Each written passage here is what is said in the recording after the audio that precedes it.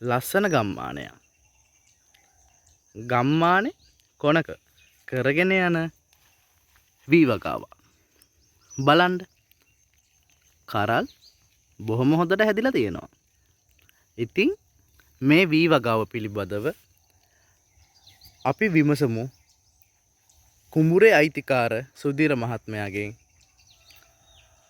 වී වගාව පටන් ගත්තු කාලේ ඉඳන් මේ දක්වා මොන මොන ක්‍රියාකාරකම්ද කරේ, ඇතිවෙච්ච ගැටලු මොනවද, මේ වී වගාවේ වර්ගය මොකද්ද, සාර්ථකත්වය කොහොමද කියලා. ආයුබෝවන් සුධීර මහත්මයා. ආයුබෝවන් මනෝජ් මහත්මයා. අපි මීට පෙර BG 403 වී ප්‍රභේදය ගැන කතා කරා. AT 378 වී ප්‍රභේදය ගැන කතා කරා. ඉතින් වීඩියෝ එක බලන කට්ටියට මේ වීඩියෝ එකත් අවසන් කරලා ඒ වී ප්‍රභේදවල වටිනාකම් ගැන ගිහිල්ලා බලන්න පුළුවන්. සුධීර මහත්මයා මෙතන කරගෙන යන වී වර්ගයේ නම මොකද්ද? මේක BG 409 බතලගොඩ වී පරීක්ෂණ ආයතනය මගින් හඳුන්වලා දුන්න වී ප්‍රභේදයක්. ඔව්. ඉතින් සුධීර මහත්මයා මේ වී ප්‍රභේදයට පසු සකස් කරගත්තු ආකාරය ගැන පොඩි පැහැදිලි කිරීමක් කරන්න පුළුවන්ද? ඇත්තටම මෙම භූමියේ සිදු කරන පළමු වී ගොවිතැන මේක මගේ. ඔව්. BG 409 වී ප්‍රභේදය. ඉතින් ගිය කන්නේ අස්වැනු නෙලීමෙන් පසුව සති 3ක් විතර පස හොඳට වේලෙන්න තිබ්බා. එහෙම තියලා ට්‍රැක්ටරයක් ආධාරය කරගනිමින් කොකු නගුලක් මගින් බින්හිය සිදු කරනු ලැබුවා.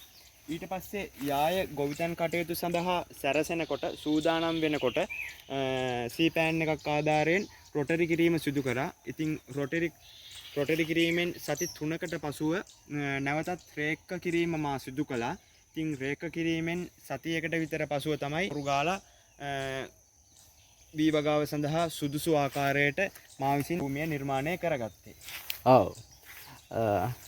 මේ කන්නේ පටන් ගත්ත කාල සීමාව? මම මේ වී ප්‍රභේදය පටන් ගන්නේ නොවැම්බර් මාස 30 වෙනි දිනේ තමයි මේක බීජ වැපිරීම මා සිදු කළන්නේ. ඔව්.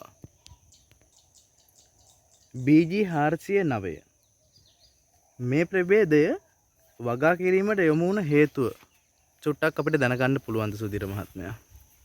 මේක මාස් කන්න.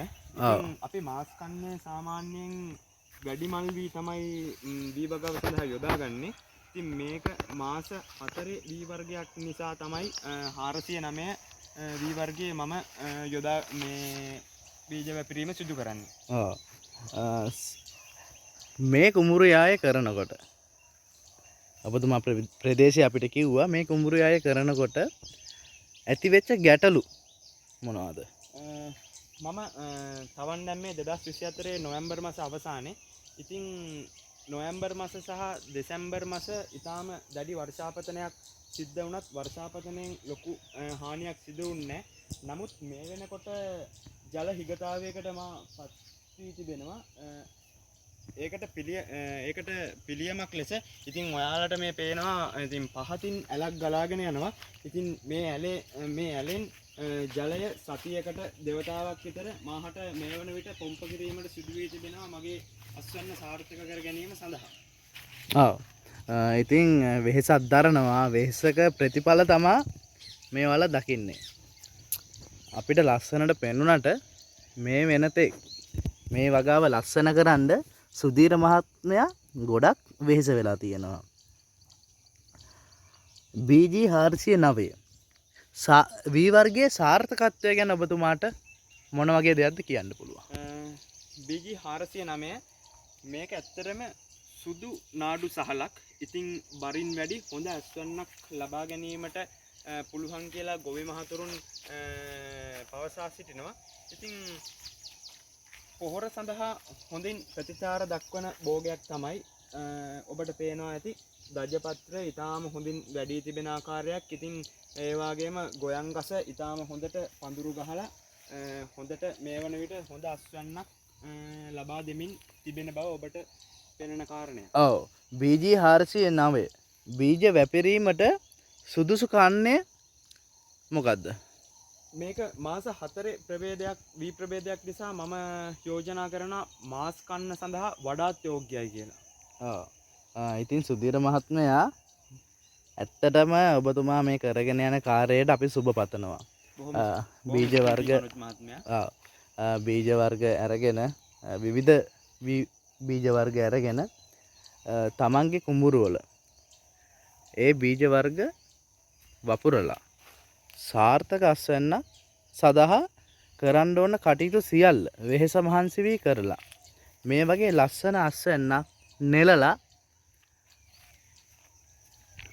ආර්ථිකයට නිදහස් කරනවා. ඉතින් මේ දවස්වල වී වගාව ගැන ගොඩක් කට්ටිය කතා කරනවා. මොකද හාල් ප්‍රශ්නයක් ආව මේ දවස්වල ලංකාවට. ඉතින් පිට රටින් හාල් ගෙන්නුවා. මේ වගේ තරුණ ගොවි මහතෙක් මේ කරගෙන යන වගාව දැකලා තවත් තරුණ පුද්ගලයෝ ඉන්නවා නිකරුණේ කාලේ නාස්ති කරන. ඉතින් අපි ඔයාලට කියන්නේ ඔයාලටත් පුළුවන් මේ වගේ ලස්සන වගාවක් කරන්න. වීඩියෝ එකෙන් සමුගන්නවා. සුධීර මහත්මයා තෙරුවන් සරණයි. තෙරුවන් සරණයි මනෝජ් මහත්මයා ඔබටත්.